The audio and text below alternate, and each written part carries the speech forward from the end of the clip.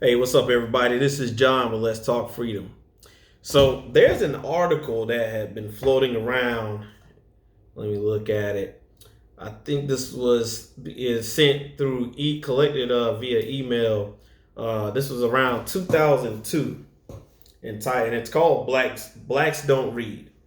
Now, I'm not going to read the whole thing, um, but it talks about how you know, no, with this being the information age, and books being readily available to you, and it being very, very easy to get books and attain them, how we as Black people don't take the opportunity uh, to utilize that to our advantage.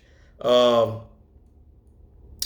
this is so I'm gonna read just a little bit of it, just a little bit of it, just so you can see where it's coming from. So it says, greed is another powerful weapon of containment. Blacks, since the abolition of slavery, have had large amounts of money at their disposal. Last year, they spent $10 billion during Christmas out of their $450 billion in total yearly income, which is 2.22%. Any of us can use them as our target market for any business venture we care to dream of, no matter how outlandish. They will buy into it. Being primarily a consumer people, they function totally by greed. They continually want more with little thought of saving or investing. They would rather buy some new sneakers than invest in starting a business. Some even neglect their children to have the latest Tommy or Fubu. It's kind of old because they mentioned Fubu. And they still think that having a Mercedes and a big house gives the status, or that they have achieved the American dream. They are fools. The vast majority of their people are still in poverty because their greed holds them back from collectively making better communities. With the help of BET and the rest of their Black media that often broadcast destructive images into their own homes, we will continue to see huge profits like those of Tommy and Nike. Tommy Hilfiger has even jeered them, saying he doesn't want their money, and look at how the fools spend more with him than ever before. Now, Tommy Hilfiger later denied this. Not sure whether he really said that or not, but I do know that he denied it later on down the line. But it took years before he actually denied it, from if I'm remembering correctly. I'm read just a little bit more. They'll continue to show off to each other while we build solid communities with the profits from our businesses that we market to them. And one of the other things he says, and this is a real quote, it says, a great man once said, the best way to hide something from Black people is to put it in a book. I actually remember Chris Rock saying that in a comedy sketch, that a book is like kryptonite to, I'm gonna say, ignorant Black people. So I want to say this. We talk about systematic racism a lot. And this is a racist email. However, there are a lot of things in this email that is true. And again, I want to say this: racism does exist.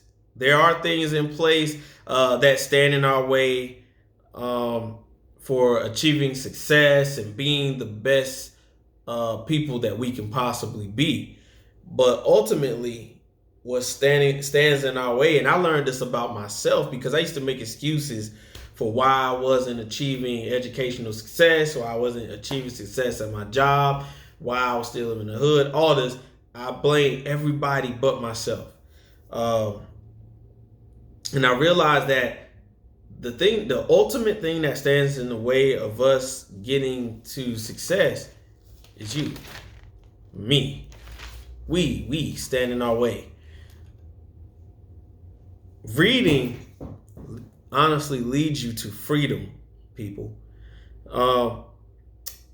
The Black Star published findings that just 10% of 8th grade Black boys in the U.S. are considered proficient in reading.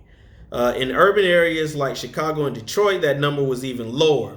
In 2013, the National Assessment of Education Progress found that 46% of white students are adequate readers by 8th grade, and 17% of black students are too. The lower percentage of that 17% are black boys. Guys, this is crazy to me. It's crazy. And the crazy to me comes from a video that I watch. I'll have to plug them next time, because I watch this video all the time and he says that. So I kind of said that from him. But anyway, guys, this is crazy. And these are the statistics that I'm reading.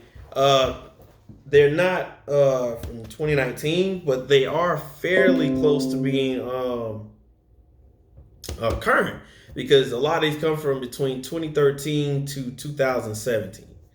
But guys, this is, and what it shows that in our urban areas, we are not taking time as parents, one, to make sure that our children are reading and learning things, and two, we ourselves as parents aren't reading and learning things for ourselves. You know, and listen, I get it. You come up in hard times, you get the mentality that, man, life dealt me a bad hand, and some of us like where we are, and that's cool if you do. But what I will say is, you can't make excuses for why we don't have wealth in our communities when we're not doing anything to change that. We live in a country where capitalism is right there in front of us, and we don't take advantage of it.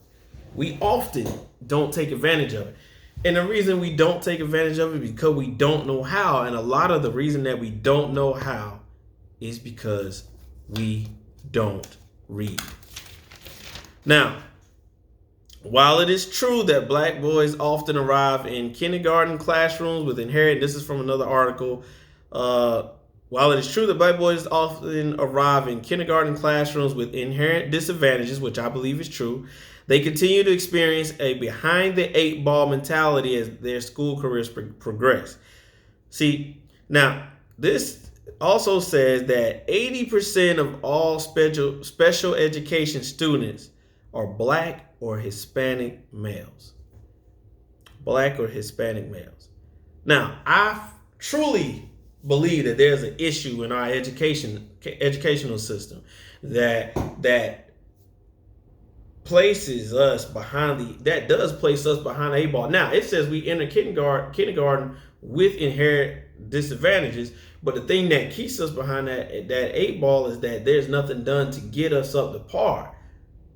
You know, in kindergarten, we're innocent. So we are not we're not being placed in a position where we can get from behind that eight ball and get ahead of it. And that's a problem. And I know that a lot of times you get placed in these special education classes, and a lot of times it's not because you can't do the work. I'll give you a prime example. At one time, I got placed in one of those classes. And then but luckily for me, that particular teacher realized that I didn't need to be in that class because I knew the work. I wouldn't even pay any attention because I was like, I already know this stuff.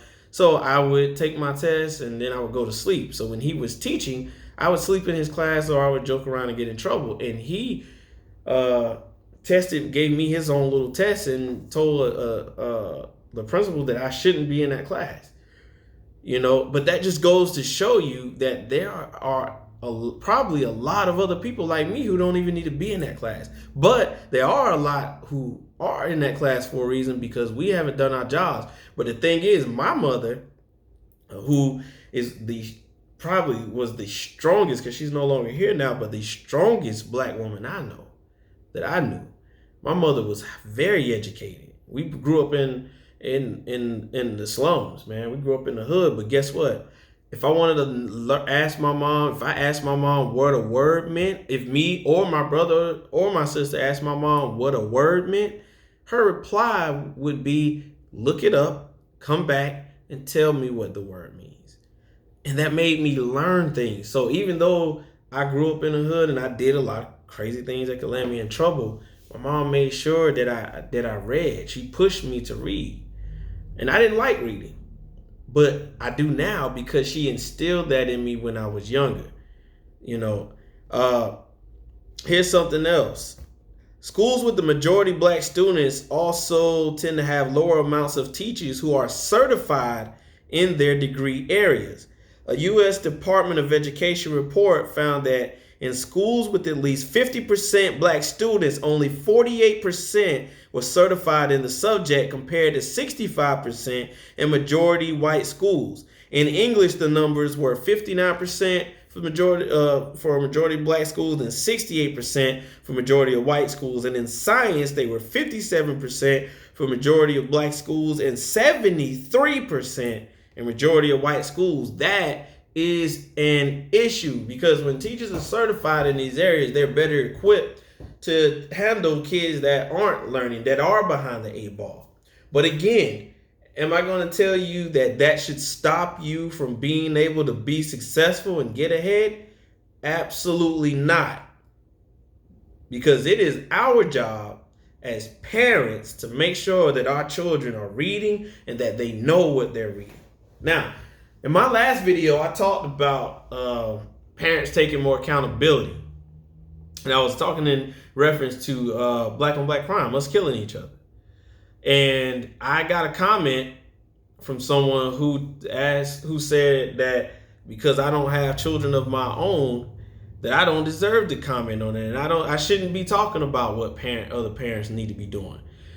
Well, I have 3 stepchildren. And 2 of those stepchildren, I've been in their life for almost 8 years now. It'll be 8 years in April. And guess what? When those are my children. Now, their fathers are in these kids' life. And even the other child, where I've only been in her life a shorter amount of time, she's still my daughter. When they have issues, I talk to them. I sit down with them and listen to all their issues. I cry with them. I let them cry on my shoulder. When they have issues at school, I go to the school. When they were younger and couldn't do their schoolwork or didn't understand something about their schoolwork, after I worked a 12-hour shift, I would come home and do homework with them. I still make sure they get their work done now. You know why? Because I love them and I am the parent in this household.